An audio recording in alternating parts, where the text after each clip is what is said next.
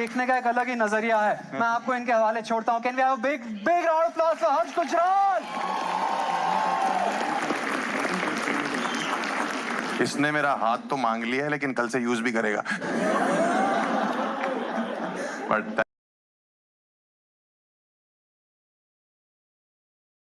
Thank you so much everyone. Aamir sir भी सोच रहे हैं आई लव विकी कौशल।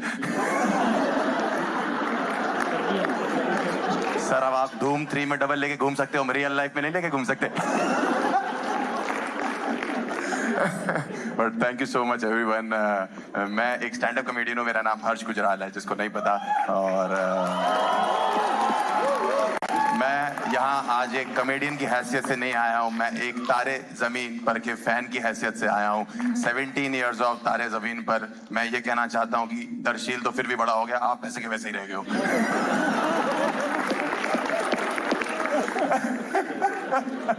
बहुत बढ़िया। मतलब मुझे पता है आमिर सर को ना अवार्ड्स। सर कैमरा नीचे, मैडम कैमरा नीचे कर दीजिए। आपको ये नहीं पता कि कॉमेडियंस अपनी वीडियो खुद नहीं डाल पा रहे हैं।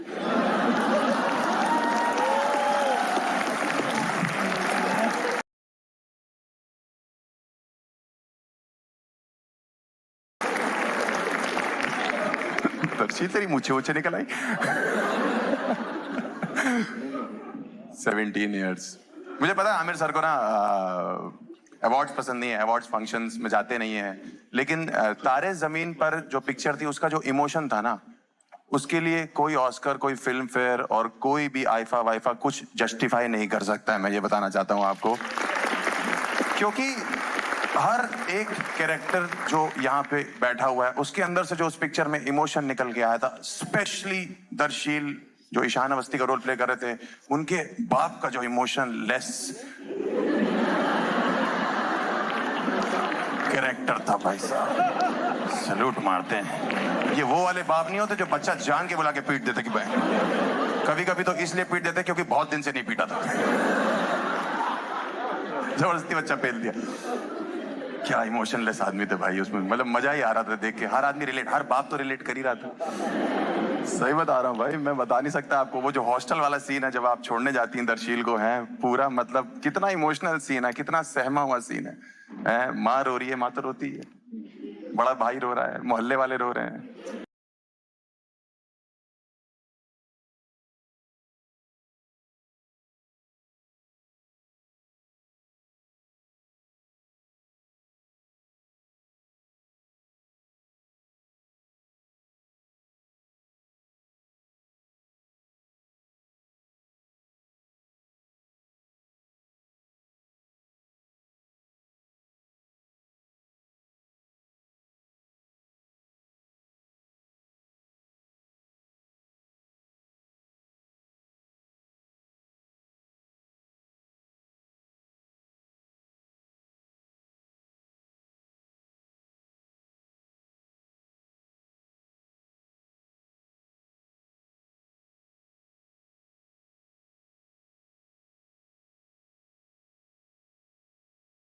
इंसिडेंस बताऊं आप लोगों को, मेरी ये लाइफ का कोइंसिडेंस है। मैं बहुत छोटा आदमी था जब पिक्चर 2007 में रिलीज हुई थी। 2008-9 में स्टूडेंट था, कॉलेज में, मुंबई आया था किसी काम से। कॉफी शॉप में घुसा हूं मैं, आपको नहीं पता होगा सर। कॉफी शॉप में पहला आदमी बैठ के, एक आदमी कॉफी पी रहा और लैपटॉप पे काम कर रहा है। नंद किशोर अवस्थी। मैंने कहा इस आदमी को इसीलिए उस दिन देर हो रही थी। बच्चा पेल दिया, हॉस्टल में छोड़ दिया, यहाँ कैपेचिनो चल रही है।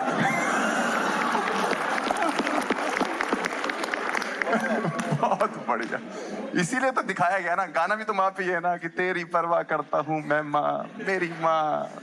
बाप के लिए है ऐसा कोई? मेरा बाप का जब भी नाम आता है, मेरा बाप आ गया भाई, मेरा बाप आ गया, हाय मेरा बाप आ गया। बाप का भी है ना हानिकारक बाप। हानिकारक ही हो आप। आपको पता नहीं सर, हमने एक बार ऑनलाइन बात भी करी हुई है। लाल सिंह चड्ढा प्रमोट करी थी आपने इन्फ्लुएंसर्स के साथ। उसका आपको कुछ याद नहीं होगा।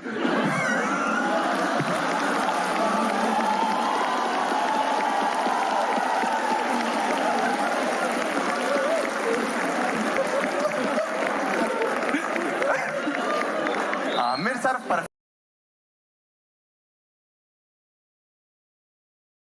परफेक्शनिस्ट हैं भाई। अगर अच्छी पिक्चर बनाती वो भी परफेक्ट बनाते हैं,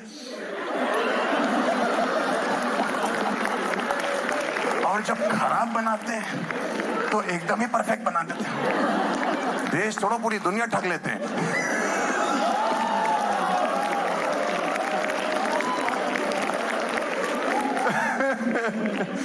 बहुत जबरदस्त भाई। एक्चुअली पिक्चर हिट तभी होती है जब आप कैरेक्टर से रिलेट करते हो पिक्चर के। अनंत जी का जो कैरेक्टर था वो हर बाप ने रिलेट किया, तो हमारे पिताजी ने भी किया। सही बता रहा हूँ, एकदम आपकी तरह मेरे पिताजी। मैं जब भी बोलता हूँ कि ना पापा बचपन मेरा भी पढ़ाई में, मैं ऐसा नहीं मैं पढ़ाई का चोर था, मेरा मन नहीं लगता था, मुझे मैथ समझ नहीं आती थी, केमिस्ट्री समझ नहीं आती थी, कई चीजें थी। मैं पापा था कहता मेरा मन नहीं लगता, मैं नहीं पढ़ना चाहता। कहते नहीं नहीं ये सब तुम्हारे बहाने हैं ना पढ़ने के। लेकिन भगवान के घर में देर है अंधेर नहीं है। इतिहास ने दोहराया अपने आप को। मेरे पिताजी वकील हैं, जीएसटी करके एक टैक्स लागू किया गवर्नमेंट ने। ऑडियंस को छोड़ो, गवर्नमेंट को समझ नहीं आया। मैं एक दिन रात को पहुंचा, मेरे बाप यूं माथे खोल के जीएसटी की किताब पढ़ रहे हैं। मैंने कहा क्या होगा? कह रहे बेटा जीएसटी समझ नहीं आ रहा। मैंने कहा ये सब आपके बहाने हैं ना पढ़ने के।